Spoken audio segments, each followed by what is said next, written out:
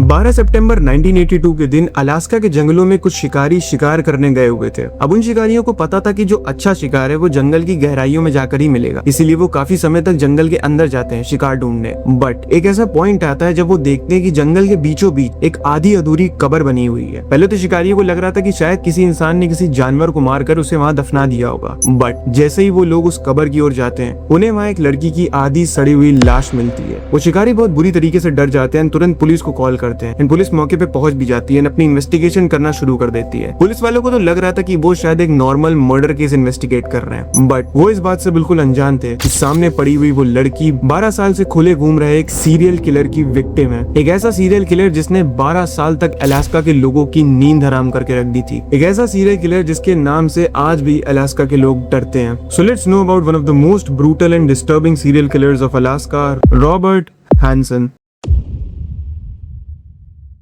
15 फरवरी 1939 Estherville Iowa में Edna Margaret और क्रिस हैंसन के घर जन्म होता है रॉबर्ट हैंसन का। अब रॉबर्ट की family typical middle class family थी। उसकी माँ नॉर्मल एक हाउसवाइफ थी और उसके डैड की एक बेकरी थी जिस पर रॉबर्ट भी कभी कभार हाथ बटा दिया करता था। अब रॉबर्ट ने आगे जो भी किया उसके पीछे कहीं ना कहीं उसका चाइल्डहुड ट्रॉमा भी रिस्पॉन्सिबल था, बिकॉज रॉबर्ट बचपन से ही काफी शाय नेचर का था। ऑल्सो उसको स्टटरिंग प्रॉब्लम थी, मतलब उसको बात करने में काफी दिक्कत होती थी एंड इसी वजह से वो बहुत ज्यादा कम्युनिकेट नहीं कर पाता था, ना ही उसके बहुत ज्यादा दोस्त बने हुए थे। बट इससे भी बड़ी वजह थी उसके डैड, जो कि काफी स्ट्रिक्ट और कंट्रोलिंग नेचर के थे एंड रॉबर्ट उनसे हमेशा डर डर के रहा करता था। खैर किसी तरह फिर रॉबर्ट ने अपनी स्कूलिंग कंप्लीट करी एंड स्कूल में ही used to be bullied a lot and इसीलिए रॉबर्ट ने इन सब चीजों से एस्केप करने के लिए हंटिंग और आर्चरी क्लासेस लेना शुरू करी, जो कि आगे वो अपने विक्टिम्स पर इस्तेमाल करने वाला था। 1957 आते आते रॉबर्ट ने यूएस मिलिट्री में 1 साल के लिए सर्व किया and for some unknown reasons उसको वहां से निकाल भी दिया जाता है एंड इसके बाद वो पुलिस डिपार्टमेंट में एज अ ड्रिल इंस्ट्रक्टर के रूप में काम करता है, जिसकी वजह से उसको गन्स, इन्वेस्टिगेशन, एविडेंसेस, इन सब के बारे में काफी अच्छी नॉलेज हो चुकी थी। एंड इसी दौरान रॉबर्ट को एक लड़की मिलती है जिसका नाम कभी पता नहीं चल पाया एंड रॉबर्ट उससे 1960 के एंड आते आते तक शादी कर लेता है। बट 1960 से लेकर 1967 तक रॉबर्ट ने कई छोटे मोटे क्राइम्स करना शुरू कर दिए थे, जिसमें एक दफा तो उसने अपनी ही स्कूल बस को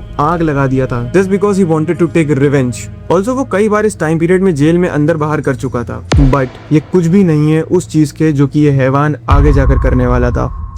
1971 के दिसंबर महीने में रॉबर्ट हैंसन को 2 बार अरेस्ट किया जाता है। पहली बार जब उसने अपनी ही लोकेलिटी के किसी घर में अंदर जबरदस्ती घुसकर उसमें मौजूद हाउसवाइफ को किडनैप किया एंड उसका रेप कर दिया, एंड दूसरी बार तब जब उसने एक सेक्स वर्कर को सेक्स के बहाने बुलाकर उसका रेप किया था। इन दोनों इंसिडेंट्स के लिए उसको 3 साल की सजा सुनाई जाती है, बट यू वोंट बिलीव कि उसको सिर्फ 6 महीने में छोड़ दिया जाता है। इसके बाद 1976 में उसने एक रिटेल शॉप के अंदर घुसकर एक चेन सॉ को चुराने की कोशिश करी एंड वो उस चेन सॉ की मदद से उस रिटेल शॉप में मौजूद हर किसी को मारने ही वाला था, बट समय रहते उसको रोक दिया जाता है एंड उसको दोबारा जेल में भेज दिया जाता है। मगर इस बार जब उसका मेडिकल ट्रीटमेंट हुआ था तो डॉक्टर्स ने बताया कि उसको मेनियाक डिप्रेशन है एंड इसीलिए उसको कुछ ही महीने जेल में रखने के बाद छोड़ दिया गया। बट यही सबसे बड़ा टर्निंग पॉइंट था इस केस के लिए एंड तुम्हें आगे पता चलेगा क्यों। 1971 से लेकर 1983 तक यानी पूरे 12 साल तक रॉबर्ट ने करीब 30 लड़कियों को किडनैप किया, उनको ब्रूटली टॉर्चर किया, उनका रेप किया एंड इवेंचुअली उनको शिकार बनाकर जान से मार दिया। 1971 में रॉबर्ट ने एक्लूटना एनी नाम की एक लड़की को, जो कि एक सेक्स वर्कर थी, उसको सेक्स परफॉर्म करने के लिए अप्रोच किया एंड वो उसको जरूरत से काफी ज्यादा पैसे ऑफर कर रहा था। अब ऑब्वियसली वो वर्कर मान गई एंड वो उसके साथ जाने को तैयार हो गई, बट जैसे ही वो उसकी कार में बैठती है रॉबर्ट तुरंत अपनी गन निकालता है और उसके सर पर तान देता है। अब ऑब्वियसली एनी काफी ज्यादा डर जाती है एंड वो भागने की कोशिश करती है, मगर तुरंत रॉबर्ट फिर अपने पास मौजूद एक नाइफ को निकालता है एंड उसकी पीठ पर कई बार स्टैप कर देता है, जिसकी वजह से वो वहीं बेहोश होकर गिर जाती है। देन रॉबर्ट उसको उठाकर जंगल के आगे एक पावर लाइन हाउस के पास जाके फेंक आता है एंड उसकी बॉडी फिर कुछ महीनों बाद पुलिस वालों को मिलती है, जो कि काफी डिकम्पोज्ड हो चुकी थी। इसके बाद सिमिलरली 1973 में रॉबर्ट ने एक बोर्डिंग स्कूल में पढ़ने वाली मीगन एमरिक नाम की एक लड़की को, जो कि अभी माइनर थी, उसको किडनैप किया, उसको जान से मार दिया एंड उसको पास ही के एक जंगल में जाकर दफना दिया। देन 1975 में वो मैरी थिल नाम की एक लड़की को बेकरी के पास से किडनैप करता है, उसको जान से मारता है एंड अलास्का की रेजरेक्शन बे नाम की जगह पे जाकर डुबा आता है। 1980 में जोआना मेसीना नाम की एक बार डांसर को रॉबर्ट सेक्स के लिए अप्रोच करता है एंड इस बार भी वो जरूरत से ज्यादा पैसे ऑफर करता है। वो डांसर मान जाती है एंड उसके साथ जाती है, बट जैसे ही वो अगेन कार में बैठती है वो अपनी गन उसके सर पे तानता है एंड उसको हॉस्टेज बनाकर अपने साथ ले जाता है। उसके बाद वो उसको अपनी .22 कैलिबर गन से 2 बार गोली मारता है एंड पास ही की एक कंस्ट्रक्शन साइट पर जाकर उसकी लाश को फेंक आता है। फिर 28 जून को वो रॉक्सिन एजलैंड नाम की एक लड़की को किडनैप करता है एंड इवेंचुअली उसको भी जान से मार देता है। बट आज तक रॉक्सिन की बॉडी नहीं मिली क्योंकि रॉबर्ट को याद ही नहीं है कि उसने उसको कहाँ दफनाया है। देन उसी साल 6 सितंबर को रॉबर्ट एक नाइट क्लब में लीजा फ्रूटेल नाम की 41 साल की महिला को अपने साथ ले जाता है एंड इवेंचुअली उसको भी मार देता है। पुलिस वालों को उसकी लाश का कंकाल 4 साल बाद एक कंस्ट्रक्शन साइट पर मिलता है।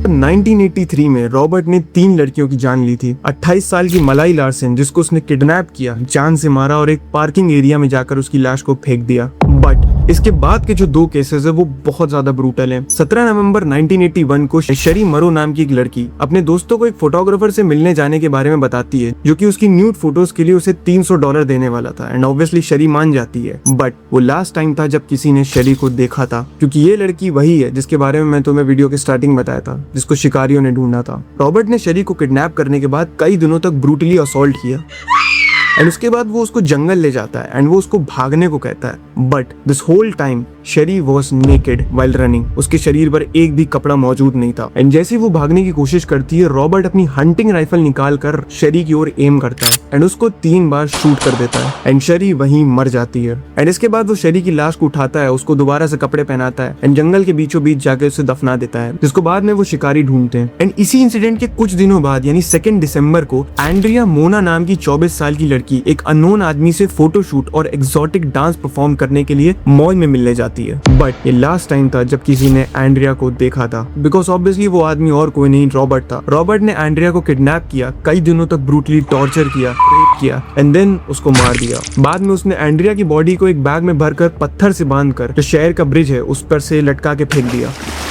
एंड आज दिन तक एंड्रिया की लाश नहीं मिली।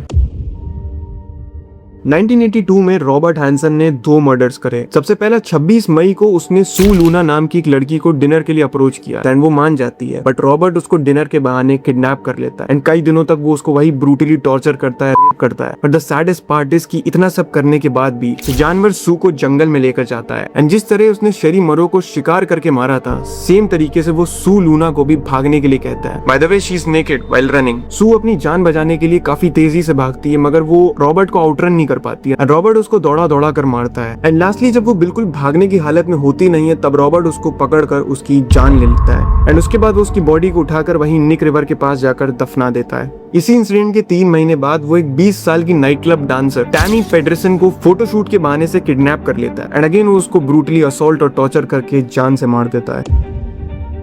1983 आते आते रॉबर्ट के मुंह पे खून लग चुका था क्योंकि सिर्फ इस अकेले साल में उसने 5 लड़कियों को किडनैप किया, ब्रूटली टॉर्चर किया, किया एंड जानवरों की तरह मार दिया। सबसे पहली विक्टिम थी एंजेला फेडन जो कि एक नाइट क्लब डांसर थी एंड रॉबर्ट ने उसको किडनैप किया, उसको ब्रूटली टॉर्चर किया एंड जान से मार दिया। बाद में उसकी लाश 1 साल बाद पुलिस वालों को फिगर 8 लेक के पास पड़ी हुई मिली। दूसरी विक्टिम थी 22 साल की डिलेन फ्रे जिसको रॉबर्ट ठीक 1 महीने बाद पिछले इंसिडेंट के यानी मार्च में किडनैप करता है एंड उसकी जान ले लेता है एंड उसकी लाश करीब 3 साल बाद निक रिवर के पास एक बुश पायलट को मिलती है। तीसरी विक्टिम थी 22 साल की टेरेसा वॉटसन जो कि 25 मार्च को अपने दोस्तों को ये बताकर निकली थी कि उसको एक आदमी ने $300 ऑफर करे अगर वो उसके साथ 1 घंटा बिताएगी तो एंड वो उसी से मिलने जा रही है। बट वो लास्ट टाइम था जब किसी ने टेरेसा को देखा था क्योंकि रॉबर्ट ने टेरेसा को किडनैप किया, उसको जान से मारा। अब क्योंकि उस टाइम पर जो जमीन थी अलास्का की वो काफी सख्त थी ठंड की वजह से, तो वो उसकी लाश दफना नहीं पाता तो उसको वहीं जमीन पर छोड़ के आ जाता है जंगल में और उसकी लाश बाद में पुलिस वालों को 1 साल बाद 26 अप्रैल को मिलती है। फिर 25 अप्रैल 1983 के दिन रॉबर्ट पॉला गॉडलिंग नाम की एक 30 साल की महिला को किडनैप करता है यानी हमारी चौथी विक्टिम। वो उसको किडनैप करता है, उसको अंडरेस करता है एंड उसको अपने प्राइवेट प्लेन की ओर लेके जाता है। यस, इसके पास एक प्राइवेट प्लेन था। बट किसी तरीके से पॉला वहां से भागने की कोशिश करती है एंड वो उसकी कार से निकलकर जंगल की ओर भागने लगती है। मगर जैसे ही रॉबर्ट देखता है कि पॉला भाग रही है वो तुरंत अपनी स्नाइपर राइफल निकालता है, उसकी ओर एम करता है और उस पर कुछ शॉट्स फायर करता है जिसकी वजह से पॉला की वही मौत हो जाती है एंड 1 साल बाद उसकी लाश निक रिवर के पास मिलती है। इसके बाद 25 अप्रैल 1984 के दिन पुलिस वालों को रॉबिन पेल्कली नाम की 19 साल की लड़की की लाश का कंकाल मिलता है जिसको रॉबर्ट ने 19 जुलाई 1983 के दिन किडनैप करके जान से मार दिया था और उसकी एक्चुअल आइडेंटिफिकेशन साल 2021 में जाकर हुई थी। बट वेट, इन सभी विक्टिम्स में जो सबसे ब्रूटली टॉर्चर्ड विक्टिम थी वो अब आने वाली थी एंड यही इकलौती विक्टिम थी जिसने इस पूरे केस को एक अलग ही दिशा देती थी। मैं बात कर रहा हूँ 17 साल की सिंडी पॉल्सन की जो कि एक सेक्स वर्कर थी। अब रॉबर्ट 13 जून 1983 के दिन सिंडी को सेक्स के लिए अप्रोच करता है एंड वो उसको $400 ऑफर करता है which was a huge amount. अब क्योंकि क्योंकि रॉबर्ट हर बार इन सारे कामों के लिए जरूरत से ज्यादा पैसे देता था तो सिंडी भी मान जाती है। बट जैसे ही वो उसकी कार में बैठती है, रॉबर्ट तुरंत अपनी मैग्नम पिस्टल निकालकर सिंडी की ओर तान देता है एंड इवेंचुअली उसको हॉस्टेज बनाकर किडनैप करके अपने घर ले जाता है। रॉबर्ट सिंडी को कई दिनों तक ब्रूटली टॉर्चर करता है, कई दिनों तक ब्रूटली रेप करता है। इवेंचुअली जब उसका मन भर जाता है, वो उसको अपनी कार में दोबारा बैठालता है और अपने प्राइवेट प्लेन की ओर ले जाता है। उसका प्लान था कि वो उसको अपने प्राइवेट प्लेन में बैठालकर अपने प्राइवेट केबिन की ओर लेके जाएगा एंड उसको वहीं मार के दफना देगा। बट जैसे ही वो अपने कार से उतरकर प्लेन रेडी करने जाता है, सिंडी इस मौके का फायदा उठाकर तुरंत उसकी कार से बाहर निकलती है चुपचाप एंड जंगल की ओर भागने लगती है। रॉबर्ट जैसे ये चीज देखता है कि सिंडी उसकी कैद से छूट चुकी है एंड वो भाग रही, वो तुरंत सिंडी की ओर भाग, मगर सिंडी बिना उसकी बात सुने एंड बिना उसकी ओर देखे सीधे जंगल की ओर तेजी से दौड़ रही होती है। एंड इवेंचुअली एक ऐसा पॉइंट आता है जब वो रॉबर्ट को आउटरन कर देती है एंड वो जंगल से बाहर निकलकर 6th एवेन्यू रोड पर जा पहुंचती है, जहां उसको इवेंचुअली एक ट्रक ड्राइवर मिलता है जो कि उसकी हालत देखकर तुरंत गाड़ी रोक देता है। उस ड्राइवर का नाम था रॉबर्ट यूंट, जिसने सिंडी की मदद करी एंड वो सिंडी को देखकर तुरंत उसको अपनी ट्रक में बैठा लेता है एंड बिना कुछ सवाल किए उसको शहर की ओर ले जाता है। शहर पहुंचते ही सिंडी तुरंत पुलिस वालों को फोन करती है एंड सब कुछ बता देती है एंड पुलिस वाले भी बिना ज्यादा उससे कुछ सवाल जवाब किए उसको हॉस्पिटल ले जाते हैं because she was fucking traumatised. एक इंसान कितना बेरहम हो सकता है, कितना हैवान हो सकता है कि इतने लोगों को मारने के बाद भी उसका मन न भरे। बट वेट, अगर तुमको रॉबर्ट पे भी गुस्सा आ रहा है तो अभी पुलिस वालों ने जो इस केस में हगा है ना, उसको देखकर तो तुम उन पुलिस वालों को जूते मारना चाहोगे। तो सिंडी की कन्फेशन के बाद पुलिस तुरंत रॉबर्ट हैंसन के घर पहुंचती है उसको अरेस्ट करने के लिए, मगर हैंसन बिना उनको रोके खुद अपने घर का पूरा टूर देता है एंड वो उनसे कहता है कि सिंडी से वो मिला जरूर था बट सिंडी उसको एक्सटॉर्ट करना चाहती थी, मतलब उससे पैसे हटना चाहती थी एंड वो सिंडी के सभी इल्जामों को खारिज कर देता है। एंड अपने स्टेटमेंट को प्रूव करने के लिए रॉबर्ट ने अपने 2 दोस्तों को एज अ फेक विटनेस खड़ा करा पुलिस वालों के सामने। And you know what's the saddest part is कि पुलिस वाले उसकी बात मान भी लेते हैं। व्हाई? बिकॉज उनको लग रहा था रॉबर्ट एक सिंपल पर्सन है एंड सिंडी क्योंकि एक सेक्स वर्कर है तो वो शायद झूठ बोल रही है। एंड इवेंचुअली वो रॉबर्ट को क्लीन चिट दे देते हैं। बट एज वी नो किस्मत पलटती जरूर है एंड इस केस में भी ऐसा ही हुआ। अलास्का स्टेट ट्रूपर के एक डिटेक्टिव मिस्टर ग्लेन फ्रॉथ ने इस केस को काफी महीनों से मॉनिटर किया हुआ था। वो ये चीज काफी महीनों से नोटिस कर रहे थे कि कैसे उनके शहर की कई सारी लड़कियां अचानक से गायब हो रही हैं, स्पेशली सेक्स वर्कर्स, एंड वो अजीब और बड़ी बुरी हालत में जंगल में मरी हुई मिल रही हैं। एंड इसीलिए उन्होंने इस केस को अपने हाथ में लेकर सॉल्व करने की कोशिश करी। उन्होंने FBI के एक स्पेशल एजेंट जॉन डगलस की मदद से इस पूरे इंसिडेंट के पीछे जो क्रिमिनल है उसका एक कैरेक्टर पर्सनालिटी स्केच बनाने की कोशिश करी, जो कि कुछ ऐसा था।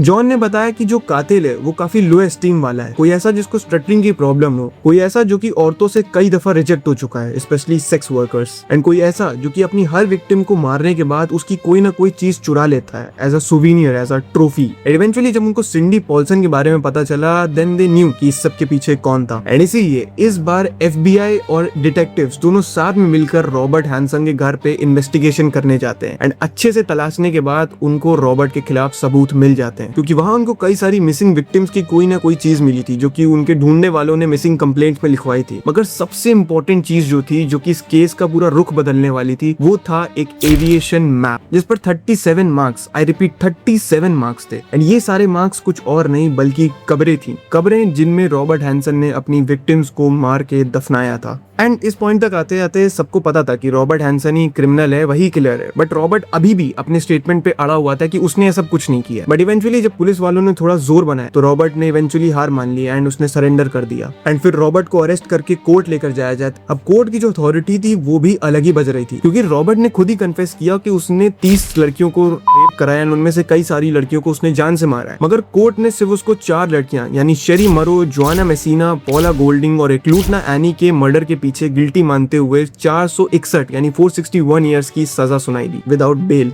एंड कई सालों तक जेल में रहने के बाद इवेंचुअली 2014 में रॉबर्ट हैंसन की नेचुरल रीजंस की वजह से मौत हो जाती है। अब वेट, ये केस खत्म नहीं हुआ है, because I want to talk about something.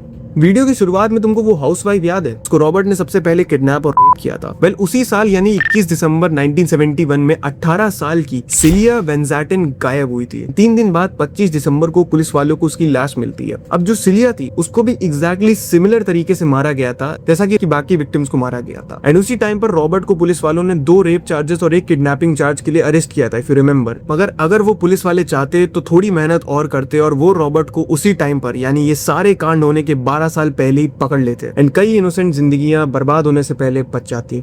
Also तुम ये जानकर हैरान होगे कि रॉबर्ट के जो एविएशन मैप था, मतलब एयरक्राफ्ट मैप जो मैंने तुम्हें बताया उसका मिला था, उस पे जो 37 लोकेशंस मार्क थी, उनमें से सिर्फ 14 लड़कियों के बारे में ही पता चल पाया, जिनके बारे में मैंने तुम्हें आज इस वीडियो में बताया। मगर द एक्चुअल नंबर वाज 30+। इसका मतलब रॉबर्ट हैंसन की मारी हुई अभी और भी ऐसी विक्टिम्स हैं जो कि आज भी अलास्का की जमीन के अंदर दफन है एंड कोई नहीं जानता कि वो कहाँ है। बाकी जितनों को पुलिस वालों ने ढूंढ लिया था, उनकी बॉडी को दोबारा से निकाल कर उनकी फैमिली को वापस लौटा दिया गया। ये केस आज भी अलास्का और इवन अमेरिका का one of the most disturbing serial killer case है एंड आज भी अलास्का के लोग रॉबर्ट हैंसन के नाम से डरते हैं। रॉबर्ट हैंसन की पहली वाइफ ने उससे तलाक ले लिया था जब उस पर रेप एलिगेशंस लगे थे। बाद में रॉबर्ट ने एक और शादी करी थी और उसके 2 बच्चे भी थे। He was a fucking family man. Still he hunted 37 innocent girls. अरे रुको कहाँ जा रहे हो? ये वीडियो तो देख ली, मगर क्या तुम्हें अमेरिका की one of the most brutal school shootings के बारे में पता है? एक ऐसा केस जिसमें 14 इनोसेंट बच्चों की जान चली गई थी एंड आज भी अमेरिकन उस केस को सोच कर भी डरते हैं। So watch my video on columbine high school मैसाकर here. Also share this video, comment down your opinions on this case and I will see you in the next one. So that's all, और is it?